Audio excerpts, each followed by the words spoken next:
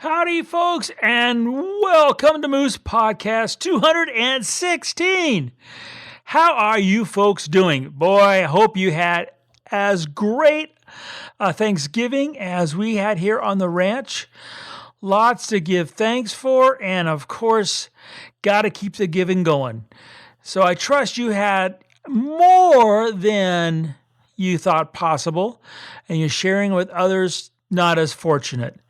It is that season, and of course, as the life unfolds and all is happening out there, remember those not as fortunate. At the very least, remember to share your photographs with those folks. Bring a little light into their world. Share a little bit of their world with them. It can make a big difference. So thank you for taking time, for dropping by. And some of you folks just go over the top, like Patrick and the rest of you guys who sit there and spread the word. Thank you so much. I'm very grateful, very, very grateful. Also very grateful for my good friends and sponsors there at Bedford's Camera, Bedfords.com. Those folks do so much. I absolutely, whenever I need things, which I'm a needy person, let me tell you. I call them a lot. And the boxes keep coming, and, they just take good care of us. And that's really important, especially in these times, especially with we got coming up for the holidays. Make sure we get those memories recorded. So remember to head to Bedfords.com. And when you check out, make sure you use that special code MOOSE. You get that extra discount, saves real money, but your spending lets it go further. And for most, free shipping and no sales tax. So thank you, Bedfords, for all you do. Let's get into this week's topic. Give them room, use a Zoom. Now, I really wish I had come up with that very simple saying, give them room, use a Zoom. But hey, it got to come clean. It wasn't me. It was the Park Service. I was at Yellowstone a couple weeks back. Great week, great people, great critters. Oh, just marvelous. Anyway, going into one of the A stops, and there's this poster, not really big, not big enough as far as I'm concerned. And on it said, give them room, use a Zoom. Now, if you know anything about this past year, especially in Yellowstone, but it happened in all the national parks, and it happens every year. This last year just seems to be more ridiculous and in greater numbers during a year when people should have been using their brains more than normal. Well, there we go.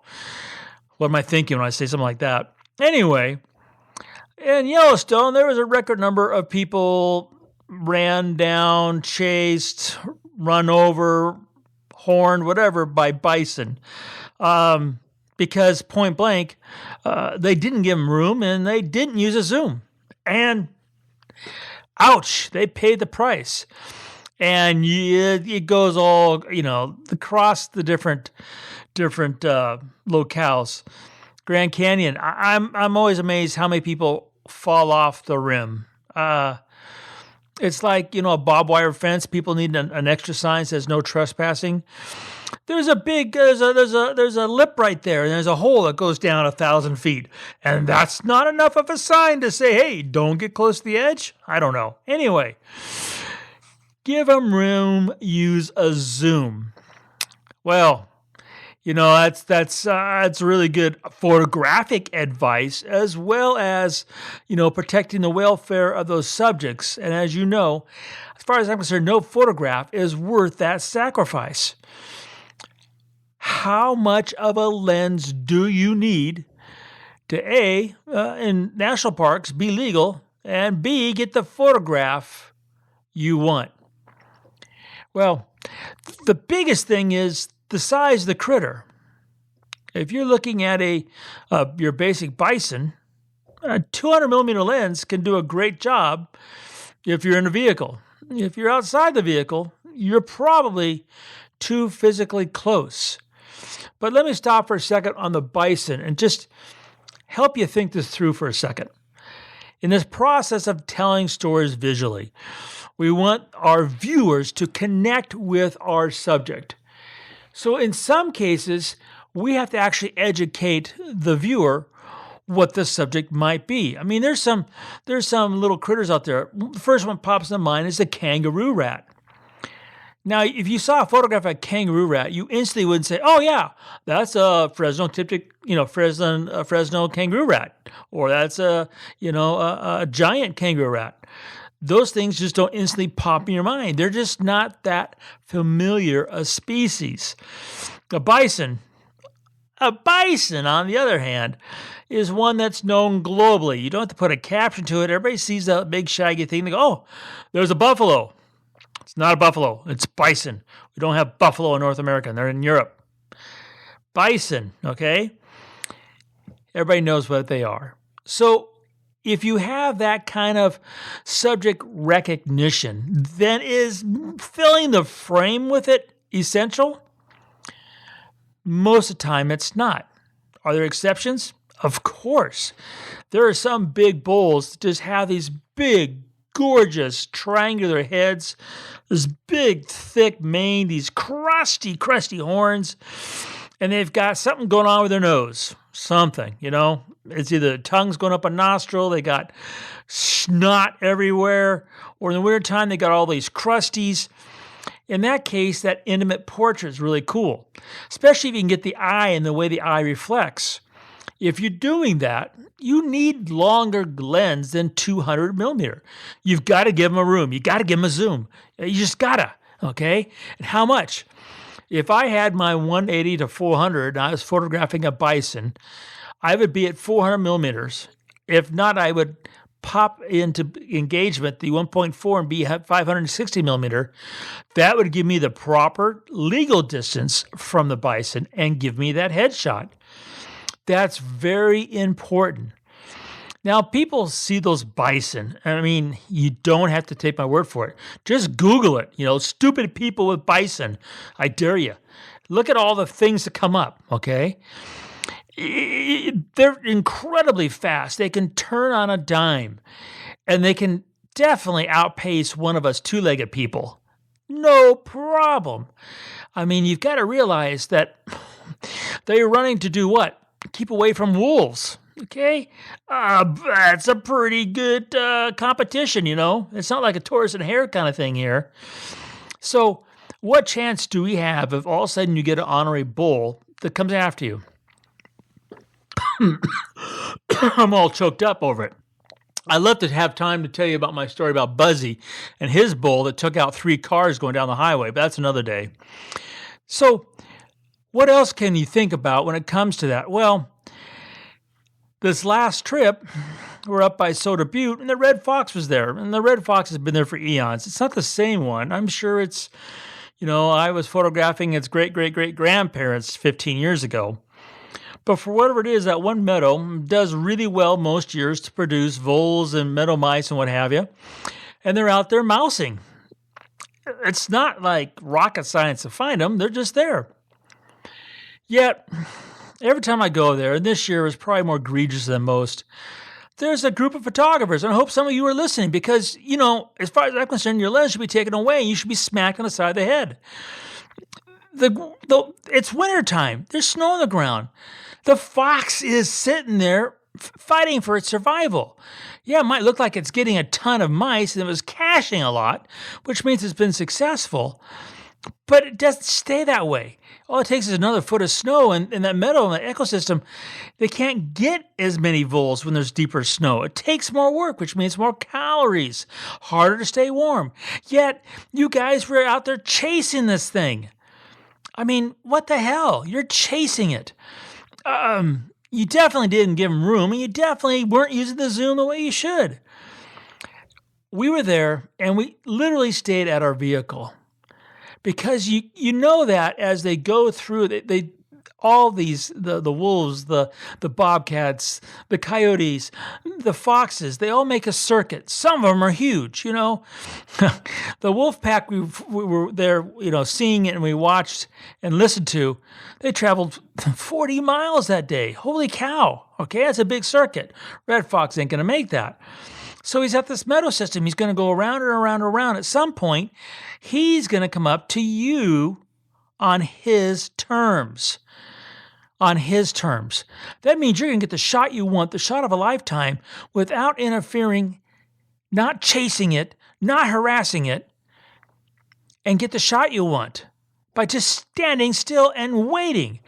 Yet you guys sit there and they chased it. You chased it. It was a horrible mob scene. The worst thing is, what the hell you guys do with those photographs? Why do you do all that if you're not going to share them with the world and just explain this great wonder you saw? It's just criminal. Give them room, use a zoom.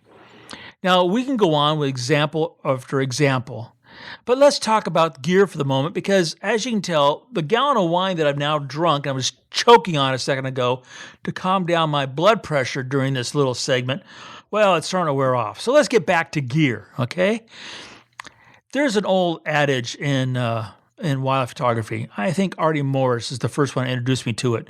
It's real simple. If you don't go out with your longest lens, you're going to come back short. Now, it doesn't say you have to go out and buy the longest lens you can afford. It just means whatever you've got in your camera bag, if you're going to go photograph critters, go out with that longest lens. Now, what does that long lens get you? The common thought is it's going to get you image size. Image size is not required to get the photograph of a lifetime of a critter. Just look at the photograph of the great egret I'm posting with this podcast. You couldn't be any smaller in the frame, yet you can't help but see it. Okay, so there's the challenge. A long lens does not make up for piss poor craftsmanship or horrible biological skills. You've got to have all of those with wildlife photography or any genre of photography to tell a good story and to make a photograph that reaches people's heartstrings. The longest lens, this means you've got the longest lens in your bag, and then you're going to use it to your advantage. What does that mean? You're going to sit there and look at the way they arrange the elements. You're going to exclude those to take the eye away from the subject while including all those that take your eye to the subject. It means you can use things like light and bright and sharpness and those 5 basic things the eye originally goes to instantly in a photograph and use those to manipulate your viewer's attention to that subject. And you're never going to come back short if you use that craftsmanship, you use that biology, you use that technical tool you've got to get the photograph. You cannot lose. How can I prove that you will not lose? I'm still here after 40 years doing that same thing. I am still been somewhat successful in this game, and it's from that very simple thing. Okay? Give them room. Get a zoom. Now, what's the other part of that when you give them room? I started talking about it. You need to understand it. When critters come to you. So in Moose's photography, and that's me, I'm Moose, okay? I don't chase critters. I don't. I let them decide if they're going to come to me or not. Because soon as they make up the decision and they're going to either go away, which is just fine, or they come to me, which is better. When they come to me on their own terms, it's a better photograph because they are ignoring us. They're doing their thing. You're catching biology in those clicks, and that's what people want to see. That's the story you can tell. And what's more important, at the end of the day, when you're done shooting and you use that very simple thing, give them room, use a zoom. You know that when you go back to the warmth of your hotel or your restaurant or your home, that critter out there gets to go back and continue on with his basic fight for survival without you getting in the way. That is the best part of this whole scenario. Give them room, use a zoom. It's just common sense. It's common courtesy. It's what we need to sit there and do with our fellow photographers. It's what we need to do with our subjects. And then we need to make sure after we get that success, we share it. Share it, and share it some more. Folks, give them room. Use a zoom. Well, my wine is about gone. Nope, it is gone. time to wander off and do some other things. I thank you for stopping by and listening to my rant. I was going to do my pet peeves podcast tonight. I don't think I'm quite there yet. I got to get a few more things under my skin, but it's coming. You guys take care and remember to make every click your story.